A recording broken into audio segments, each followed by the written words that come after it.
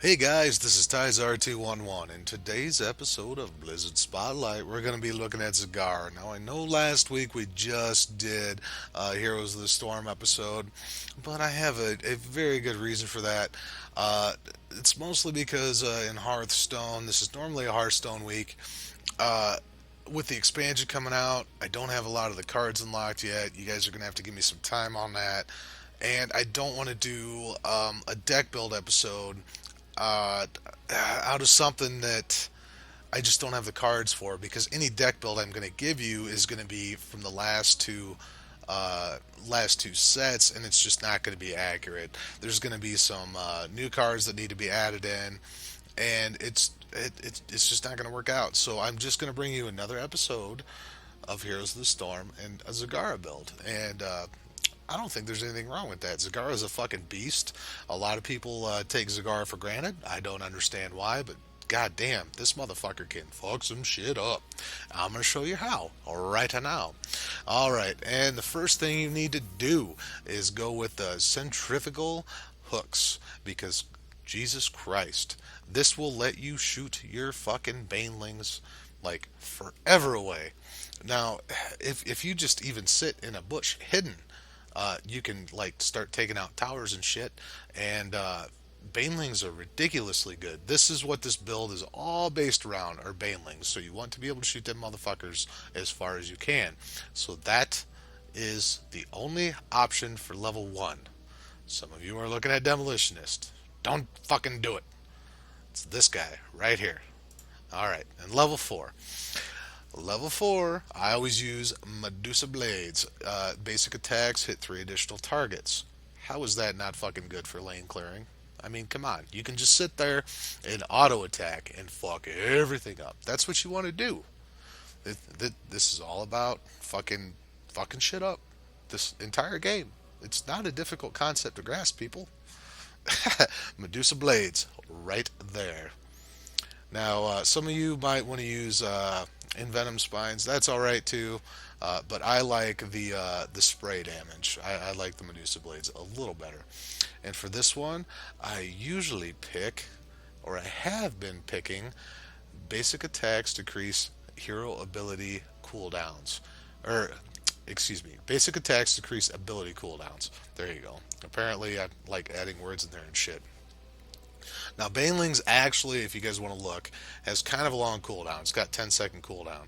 So, if you're just, and that's basically all you're doing, is you do that, and actually you do pop, you want to pop your 100 killer and your infested drop, just because it is added damage. But your Banelings are basically, or your Baneling barrage is basically your main source of damage. So this will lower the cooldown ridiculously. Like even if you only hit, uh, we'll say 5 times, that's 2.5 seconds. So you increase or you decrease the cooldown by 25%. That's awesome.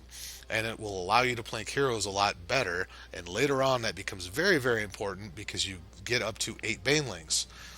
And basically, everything you hit with that is like hitting them with a cannon. And there's such a straight line of them that goes out that they can't really dodge them that well. Excuse me, wherever they run, they're going to run into them. All right, and level 10. It's Devouring Maw. Only Devouring Maw. This is ridiculously good for trapping heroes that you don't want to run away, or if you are running away, you can trap them. Now, it does have a cast time. It does not fucking go off immediately, and they do take damage while they're inside of it. Now, you're probably not going to kill anything unless they're already at really, really low health, in which case they should have run away already. But this is good. It's just good for survivability. It's good all around. And if you got a lot of people that you're waiting to come up, and you just need to slow them down for a little bit, just Devouring Maw is awesome. All right, 13. I generally pick Giant Killer, and that's mostly because of the level 4 ability where you're planking, where you're doing the spray thing. But again, if you want to use, I believe it's called Envenom. Yeah, Envenom Spines, that's fine. That still works fine with Giant Killer. Any hero that has the Killer ability, in my opinion, if you're ever doing basic attacks, you should pick it. There are a few heroes out there that you should just not use it with. I don't think if Nova has it, I can't remember. It would be terrible with Nova because she's not there to do basic attacks. But people like Zagara, Raynor, Vala, stuff like that, Giant Killer's just fucking amazing. All right, now let's move on to level 16. This is your money shot right here. Now, Zagara is good before level 16, but this is when Zagara gets to be fucking awesome, is when you increase the number of banelings to 8. You are literally putting out twice as much damage as you were before. That's badass. You can take out towers, you can take out gates, it's got spray damage. If you happen to hit a hero with all 8 banelings, the chances are they will either be very, very close to dead, unless they're a tank, in which case you probably only did half health, or, like I said, they will be dead. Very, very close or dead, unless they're a tank. So if you're sitting in the back of a group and this all goes back to the level 1 talent, you can sit way far back and plank at huge groups of enemies and do shit tons of damage and really, really help your group out. That's the entire point of this game, guys. You want to help your group out. It's not all about you. It's not all about you going in and getting the siege damage. It's not all about any of that shit. You need to make sure that you're helping your group out. I cannot stress that enough. Now, Zagara is a medium difficulty hero, but I think that this fucker's just easy as shit to play. Now, level 20, this one is kind of a whatever. This Tyrant Maw, Devouring Maw deals 50% more damage, and each takedown reduces its cooldown by 25 seconds, which is great. I have no problem with that, but I actually think that Zagara's hero ability is really kind of not good. Broodling Nest is not great either. Obviously, you can't use that unless you went the opposite way of which I picked, which is the Nidus network, which I think is fucking terrible. But either way, that I wouldn't pick that.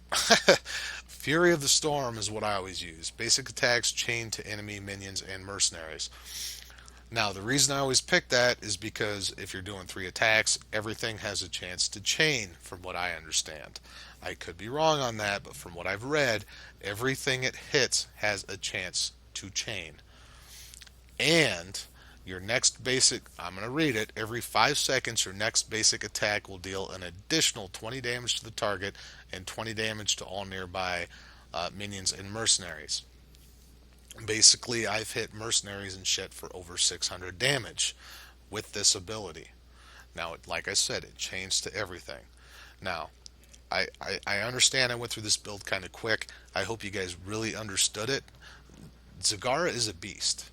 People totally underestimate Zagara, and I don't understand why. You can put out ass tons of siege damage. You can put out ass tons of hero damage. And you should have no problem with takedowns. And Zagara is actually quite a bit tougher, has a lot more hit points than Vala or Raynor. You do not have the escapability of Vala, but as far as any of that goes, like you can, Zagara's got one of the most, or one of the highest starting hit points out of any of the DPS characters. So I really think that you guys should try out Zagara. If this build doesn't work out for you, then just leave me a message and I'll try to figure out something else for you. But I'm telling you that this build works for me and it works all the time. Okay? So I really hope you guys enjoyed. Like I said, I know that this was really, really short and sweet episode. I've been playing the fuck out of some Diablo lately, so I'm trying to keep up with that. As well as all my videos. I think next week I might actually be bringing you a Diablo episode on Wednesday. So we'll have to see. We'll have to see how geared I am and if I can even get close to a build that I'm willing to show you guys.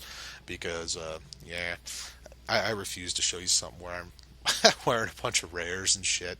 Yeah, that's just not going to fucking happen. But anyway, I really hope you guys enjoyed. Hit that like button, hit that subscribe button, tell your mother, tell your friends, tell everybody you know. And until next time, peace the fuck out.